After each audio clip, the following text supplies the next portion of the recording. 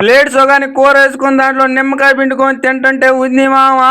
ఈ రోజు ఆదివారం పొద్దున్న అయితే మా ఊర్లో అయితే వానజల్లు అయితే పడుతుంది. దాన్ని చూసి నా నేలకైతే కోడిని కావాలని అడిగింది. చికెన్ అంటే మనం ఊరుకుంటామా, రయ్యి మంట బండేసుకొని ఊళ్ళో పోయి ఈ పందిలాగా బలిసిన కోడిని అయితే నీట్ గా కట్ చేపించుకొని ఇంటికి అయితే తీసుకొచ్చా. ముందుగా మనం గ్యాస్ ముడుచుకొని గ్యాస్ మీద సట్టి పెట్టుకొని అలానే చికెన్ వేసుకొని లైట్ గా వాటర్ ఉప్పు వేసి బాగా ఉడికించా.